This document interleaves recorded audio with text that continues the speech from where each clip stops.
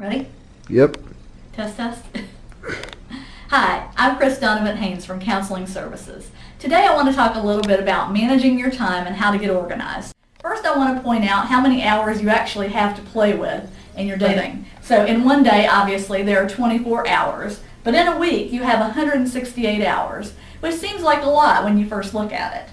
I want to point out also a study tip that you've probably heard from other people. It's an equation that for every 3-hour credit course, or really for every credit hour that you take, you need to be spending at least the 3 hours studying, preparing, attending meetings, all the things that you need to do to be successful in that course.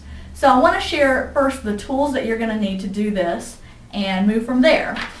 So, first off, you need a clock. Clocks are really important. They will help you stay on track. I've got a few different ones. I keep this one on my desk, keep that one on my wall. And I know for a lot of students, this is the clock that you use the most. And for many people, they use this also for their planner and organizer. For people who are very visual learners, it might be better to have something a little bit larger, something that you can carry with you. I'm a big fan of the student planner. The student planner is a great way to organize what you have going on each day, day to day. And there are a variety of tools in this book that I really enjoy. And one of my favorite is in the very back, and that's the stickers. So if you need help reminding yourself of different upcoming events like tests, studying for quizzes, things like that, this is a great tool that you can use. If you don't have this and you use a different type of planner, you can always purchase these little sticky things which can help you flag different parts. They're great for studying and they're great for marking different times in your calendar that are coming up. For some people like myself, they like to use a larger size planner. This one that I prefer actually shows week to week. So you've got your full calendar at the top, and for each week you can block off the time for your classes and other obligations like classes, after hours, meetings, club meetings, study time, planning with friends, things like that.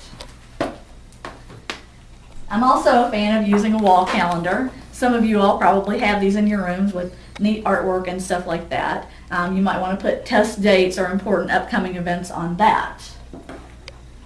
If you don't have a calendar, you can actually go online and download free ones if you prefer a weekly calendar, monthly calendar, or even a daily one each day. I have printed out a weekly calendar and I've blocked off a sample class schedule.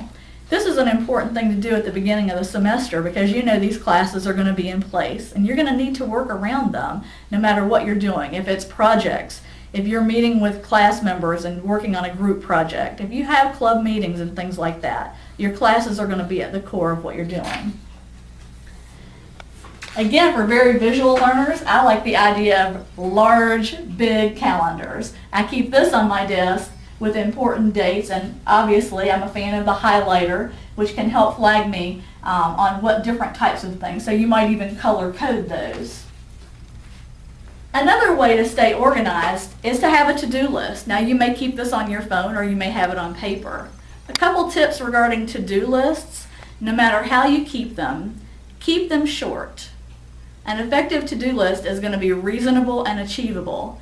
If you have too many things on your to-do list, it's going to seem out of control. It's going to get discouraging and you're going to feel like you're never going to get it all done. So keep it short and to the point and mark those things off when you're finished with them. You get a great sense of accomplishment getting a chance to wipe something off of that list. This is just another type of list or paper that you might keep in making lists. Another tip that I have is at the end of the day, when you come home from class, take your book bag and dump it out.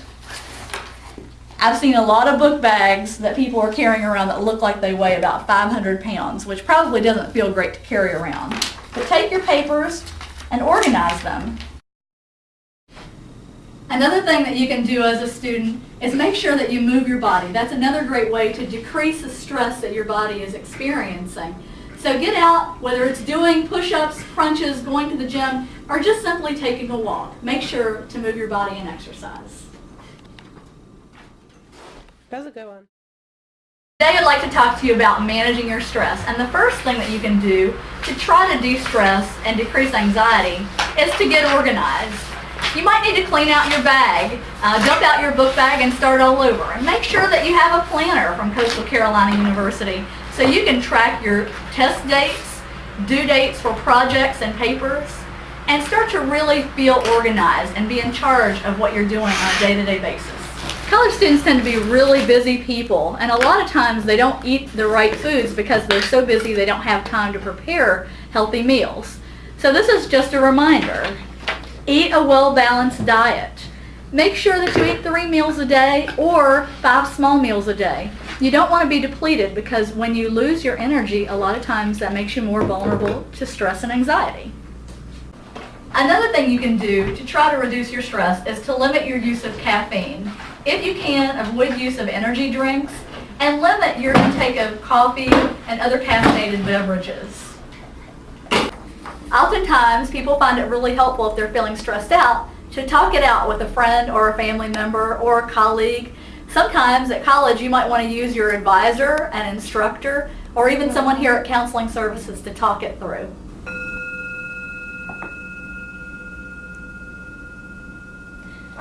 Many people choose to practice meditation as a way to calm themselves in a variety of situations. It is something that requires a lot of practice, and there are some great videos on YouTube and Google Video if you want to see some samples on how to learn to meditate.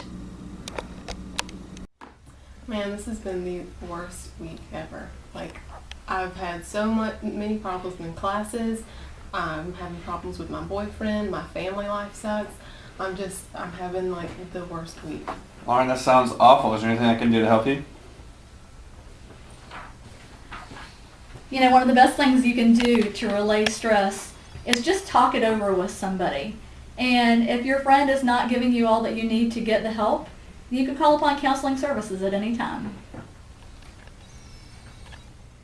I'm so stressed. Let's do something that we love to do. What about the beach? Okay. All right. Let's go. A great stress buster is just to make sure that you're doing things in your everyday life that you love to do. There may not always be time to go to the beach, but even taking a 10-minute break and doing something you enjoy, looking at a comedy, a good video, something that's going to make you feel upbeat and stronger and less stressed.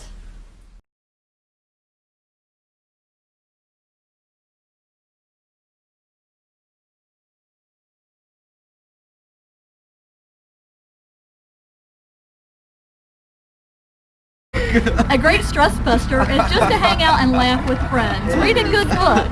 You can de-stress by infusing humor into your life. Don't sweat the small stuff. Just let go. Choose your battles wisely. Ride the waves of life, bros. Research shows that people live with a philosophy of being able to let go of the small things that come up in life, actually live longer and happier lives. If all these stress management tips aren't helpful enough for you, you have another option. You can always come and visit us at Counseling Services, located in the Student Health Services building, or you can call us at 349-2305.